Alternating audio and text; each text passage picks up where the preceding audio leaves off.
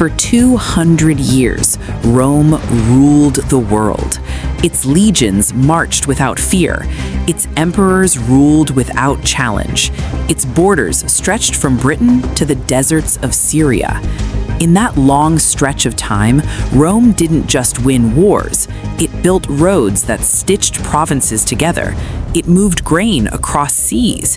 It kept order in cities where dozens of languages were spoken. It collected taxes, raised armies, and enforced laws that reached far beyond Italy. Rome believed it was eternal, not because everything was perfect, but because the machine kept working. The emperor commanded, the governors obeyed, the soldiers guarded the frontiers, the ships carried supplies, the coins changed hands, the temples smoked with offerings. The people, most of them, went on living. But in the 3rd century, something broke. Not in one battle, not in one invasion, not with one famous enemy at the gates, but slowly, violently, from within. The parts of the imperial machine began to grind against each other. Trust collapsed, money weakened, command became unstable, and the empire discovered a truth it had tried to ignore. An empire can look invincible, right up until the moment it stops breathing. Emperors began to die faster than they could rule. Armies crowned their own leaders. Cities starved. Coins became worthless. And the Roman world entered a nightmare historians would later call the 3rd century crisis. This is the story of how Rome almost collapsed, how it reinvented itself, and how the ancient world quietly gave birth to the Middle Ages. The 2nd century was Rome's high point. Peace, trade, prosperity. Not everywhere, not equally, not forever. But compared to what came next, it looked like a golden age. Historians later called it the Pax Romana, the Roman peace. In that time, Roman power felt predictable. A strong emperor took the throne. The legions held the borders. Merchants did business from one end of the Mediterranean to the other. The big cities, Rome, Alexandria, Antioch, Carthage, stayed full and alive. But this peace was fragile. Rome had grown too large, too complex, too dependent on constant military success.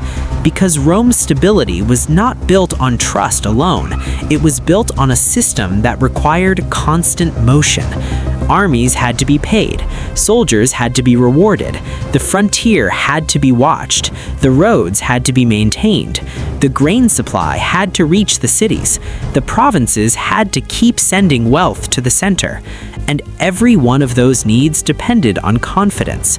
Confidence that the emperor would survive, confidence that the next emperor would be accepted, confidence that the coin in your hand would still matter next year. By the early 3rd century, the empire stretched thousands of miles, from misty forests in Germany to burning sands in North Africa. That distance wasn't just a map problem, it was a control problem. A message could take weeks to travel. A rebellion could grow before Rome even heard about it. A governor could act like a king if he thought the emperor was weak. A frontier commander could decide he deserved the throne, and he might have the legions to prove it.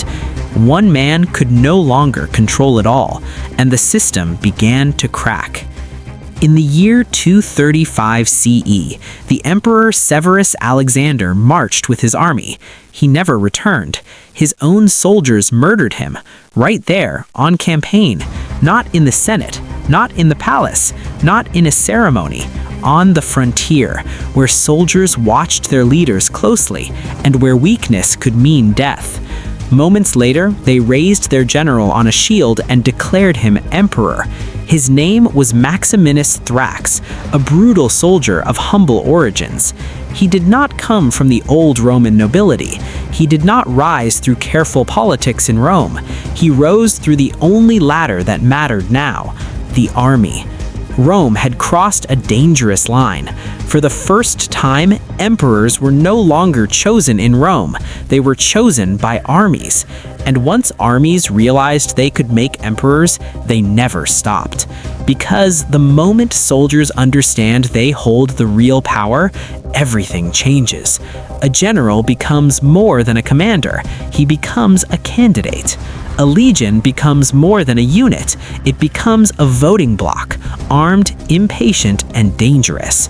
And the empire enters a new kind of politics by sword. What followed was chaos. Not a single collapse, not a clean break, but an endless series of shocks, one after another, until the empire could barely recover before the next blow landed. Over the next 50 years, 26 emperors were officially recognized. Dozens more claimed the title. Most ruled for months, not years. Many were assassinated by their own troops. This wasn't just bad leadership. It was a system losing its ability to choose a leader at all.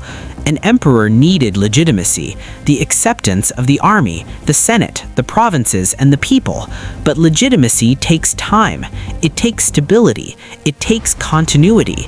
And in this era, time is exactly what Rome didn't have. Rome became a throne soaked in blood. The job of emperor became less like a crown and more like a target. Generals fought generals, legions fought legions, civil war followed civil war. The empire wasn't fighting one enemy, it was fighting itself. And while Rome tore itself apart, its enemies watched. They didn't need to defeat Rome at its strongest. They only needed to wait for Rome to weaken itself, to stretch itself thinner, to drain its treasury, to pull troops away from the frontiers. And that is exactly what happened. As emperors fought each other, the frontiers collapsed. Rome's borders were not just lines, they were living systems. Forts, watchtowers, roads, garrisons, supply routes, alliances, and threats. When that system was funded and organized, it held. When it was neglected, it failed. Germanic tribes crossed the Rhine and Danube. Persian armies attacked in the east. Cities were burned, villages abandoned. These were not small raids. They were warnings. They showed that Rome could be pushed back, that Rome could be surprised, that Rome could be hurt. And the more Rome fought itself, the less strength it had to push back. Then came disease. A devastating plague swept through the empire. Populations collapsed. Farms went silent. The empire was built on people, workers, farmers, soldiers, sailors, merchants. When populations fall, everything weakens. Less food is ground, less tax is collected, less manpower is available for the army. Cities shrink, trade slows, recruitment becomes desperate. Food shortages followed, not because the earth stopped producing, but because the system that moved food broke down. If farms go silent, cities go hungry. If roads become unsafe, merchants stop traveling. If ports become dangerous, ships stop sailing. If the government can't pay, the workers don't work. And money became meaningless. Roman emperors had been secretly reducing silver in coins for decades, but now inflation exploded. When coins are weakened, trust is weakened with them. A coin is not just metal, it is a promise from the state. And in the 3rd century, that promise began to sound empty. Prices rose daily, wages became useless, trade collapsed, people began to avoid markets, they began to hoard goods, they began to demand payment in real things, grain, oil, cloth, anything that still held value. The Roman world was unraveling, not as a sudden fall, but as a slow loss of confidence in every part of life.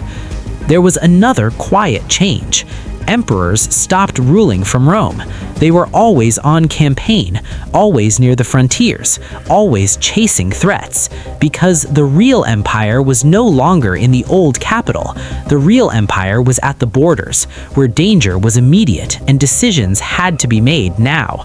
Rome, once the heart of the world, became politically irrelevant. The Senate still existed, the old families still lived in their estates, the monuments still stood, but the center of power moved away. The empire still existed, but it no longer revolved around the eternal city. This mattered because symbols matter. Rome was more than a place. It was an idea, the seat of tradition, law, and authority. When emperors stopped living there, they were quietly saying something revolutionary. The empire does not need Rome to function. And once that idea takes hold, Rome becomes one city among others, still famous, still proud, but no longer the command center of the world.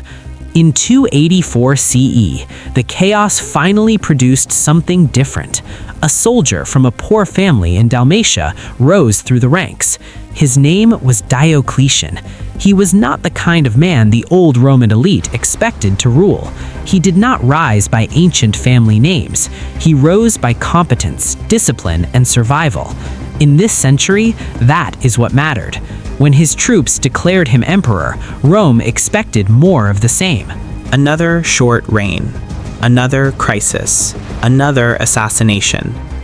They were wrong. Diocletian was not just a survivor. He was a reformer. And he understood a terrifying truth. A single emperor ruling alone was a dead man walking. Not because he was weak, but because the empire had outgrown one pair of hands.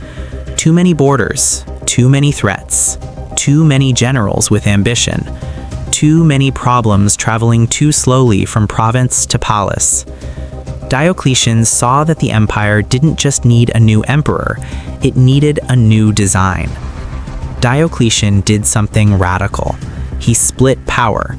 The empire would be ruled by 4 emperors, 2 senior rulers called Augusti, 2 junior rulers called Caesares.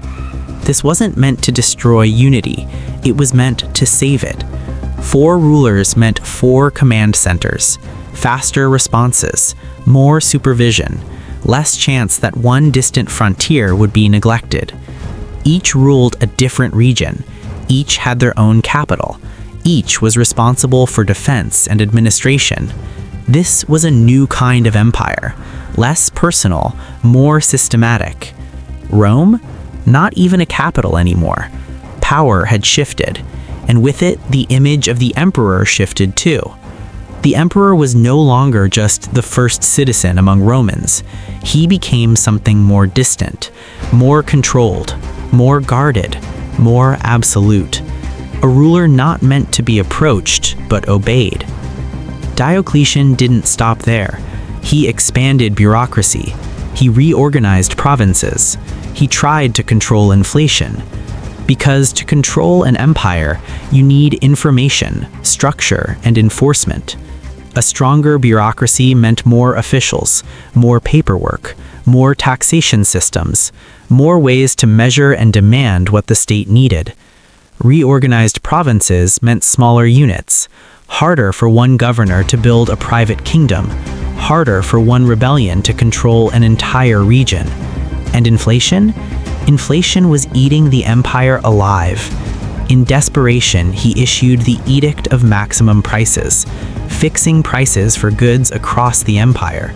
It mostly failed, because you can command prices on paper, but you cannot force confidence back into a currency with laws alone. Still, the message was clear. The Roman state was becoming authoritarian. Stability now mattered more than freedom. And in a time when everything felt like it could collapse, many people accepted that bargain. Because when fear becomes normal, control begins to feel like safety. In 305 CE, Diocletian did the unthinkable. He abdicated. He forced his fellow Augusti to abdicate too. For the first time in Roman history, power changed hands peacefully. That was not a small moment. In an empire soaked in coups and assassinations, peaceful transfer looked like a miracle. It was also a test, because systems matter most not when they are built, but when they are used. But the system had one fatal flaw: succession. The Tetrarchy depended on smooth replacement, on acceptance, on unity among rulers. Within a year, one emperor died. Armies intervened again. Civil war returned. The Tetrarchy collapsed. And in that collapse, the empire learned something painful. Even the best structure can fail if ambition and loyalty do not follow the rules. Out of the chaos rose one man, Constantine, a general, the son of an emperor, a survivor of civil war. He grew in a world where power was never guaranteed, where alliances shifted, where armies decided fate, and he learned how to win. In 312 CE, before a decisive battle, Constantine claimed to see a vision, a symbol in the sky, the sign of Christ. By this sign, conquer. He placed the symbol on his soldiers' shields, and he won. The battle mattered for power, but the claim mattered for history. Because Constantine's victory was not presented as luck, it was presented as meaning. A new kind of legitimacy was forming, not only from the army, not only from tradition, but from divine favor. And that idea would reshape the empire. Constantine did not immediately ban paganism, but he favored Christianity. He funded churches, protected bishops, called councils. This wasn't just personal faith, it was policy.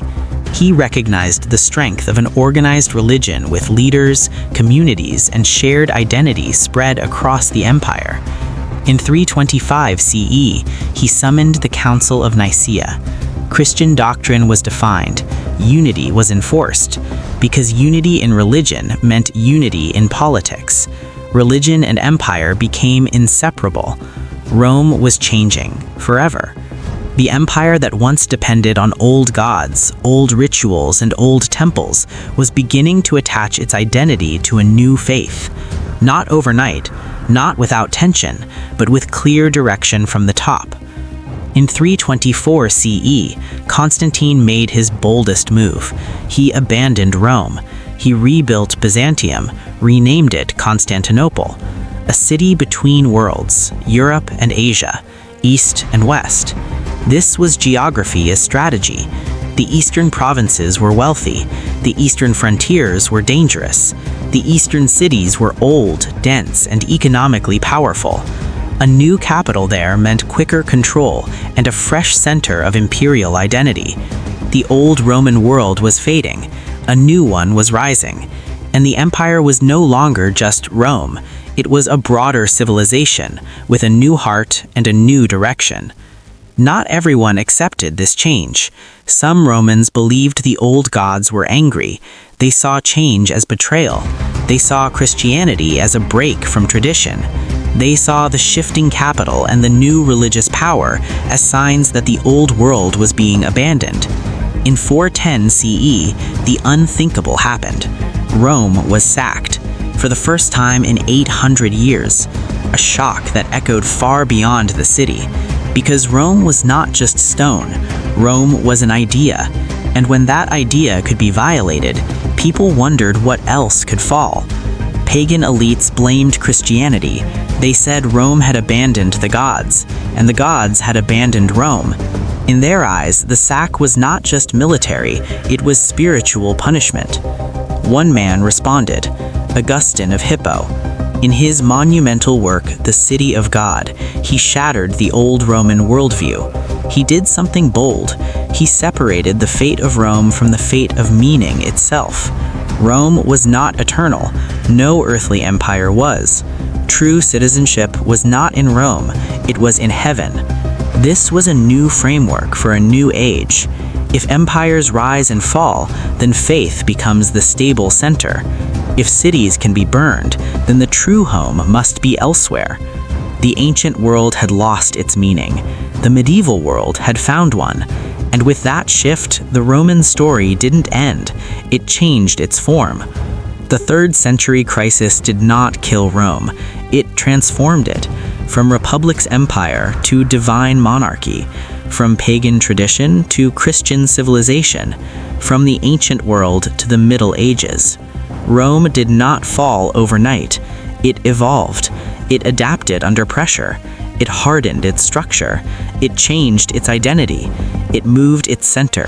It reshaped its idea of authority.